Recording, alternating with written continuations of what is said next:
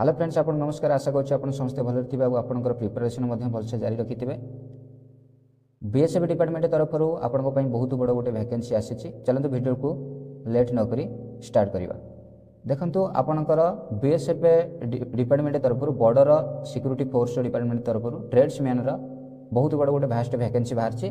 तार आवेदन तारीख अलरेडी स्टार्ट हो सारी 25 जुलाई 2025 ठारू और यार लास्ट डेट आपंकर रोचे 25 अगस्त 2025। आउ आपंकर एग्जाम डेट नोटिफाई लेटर आपन को पर आपंकर एग्जाम डेट जन दिज्व। आउ एडमिट कार्ड आपन केबे डाउनलोड करेंगे ता भी आपन को नोटिफिकेशन ऑफिशियल वेबसाइट रे प्रदान करा जिवो। आपनकर एप्लिकेशन फीस केते रहइबो देखंतु आपनकर जनरल ओबीसी ईडब्ल्यूएस पिलांक पई 100 टंका एप्लिकेशन फीस रहइबो।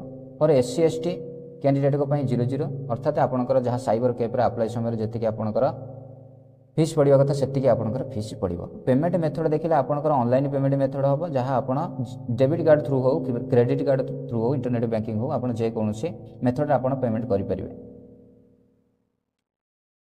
आपंकर एज लिमिट आज ऑन 24 अगस्त 2025 को आपंकर एज लिमिट काउंटिंग हम।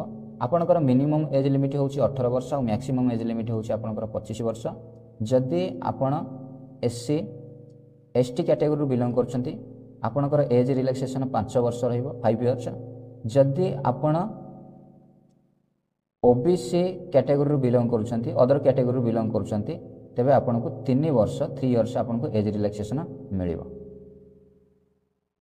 BSF provided age relaxation for the constable tradesman position as per their regulations. आपनकर एज रिलैक्सेशन जेमिति गवर्नमेंट रूल अनुसार रहिबा कथा सेमति आपनकर एज रिलैक्सेशन रहिबो। देखंतु आपनकर एथिरे टोटल पोस्ट कहिया गले 3588 पोस्ट बहुत भास्ट वैकेंसी आपनको पई एथिरे अछि 3588।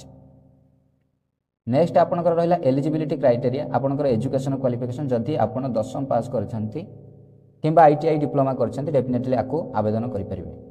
नेक्स्ट आपनकर रहिला फिजिकल स्टैंडर्ड टेस्ट जोडा कि पीएसटी। देखंतु आपनकर हाइट एसटी पिला पई एसटी मेल पई हाइट 160 सेंटीमीटर रहइबो आउ अदर कैटेगरी पई 165 सेंटीमीटर रहइबो। चेस्ट आपनकर रहइबो एसटी पिला पई 75 रु 80 सेंटीमीटर एक्सपेंडेड कले 80 सेंटीमीटर होतिबा अनएक्सपेंडेड आपनकर 75 सेंटीमीटर होतिबा दरकार। अदर कैटेगरी पई सेम टू सेम 75 सेंटीमीटर आउ 80 सेंटीमीटर आपनकर चेस्ट मेजरमेंट होतिबा दरकार। फीमेल को पई आपनकर एसटी फीमेल को पई 48 सेंटीमीटर आपनकर हाइट होतिबा दरकार आउ अदर कैटेगरी फीमेल को पई 155 सेंटीमीटर आपनकर हाइट निहाती होतिबा आवश्यक। देखो आपनकर चेस्ट सेम टू सेम रहिबा आपनकर 75 टू 80 सेंटीमीटर आपनकर चेस्ट मेजरमेंट रहिबा। नेक्स्ट आपनकर रहिबा BSF constable tradesman requirement 2025 physical eligibility test जोठी आपनकर पीईटी शॉर्ट रे कहा जाय। देखंतु आपनकर एथिरे रहिबो फिजिकल एफिशिएंसी टेस्ट रे बा एलिजिबिलिटी टेस्ट रे आपनकर जेंडर देखो देछि मेल देछि रेस देछि आ एलिजिबिलिटी क्राइटेरिया देछि। आपनकर एथिरे देखंतु लेखा हिछि 5 किलोमीटर इन 24 मिनिट रे आपनकर मेल को पई देछि अछि आपनकर फिजिकल एलिजिबिलिटी आ रेस आपनकर रहिला फीमेल को पई 1600 मीटर 8.30 मिनिट्स अर्थात 8.5 मिनिट आपनकर क्वालिफिकेशन टाइम रहिबो। ये रहिला आपनकर एलिजिबिलिटी क्राइटेरिया। मेल को पई 5 किलोमीटर इन 24 मिनिट रे रहिबा आपनकर रनिंग आ फीमेल को पई 1600 मीटर 8 मिनिट 30 सेकंड।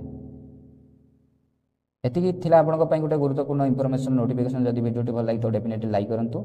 हम चैनल को नुवा विजिट करथिले डेफिनेटली सब्सक्राइब करंतु। वीडियो देखिथिबार आपनको धन्यवाद।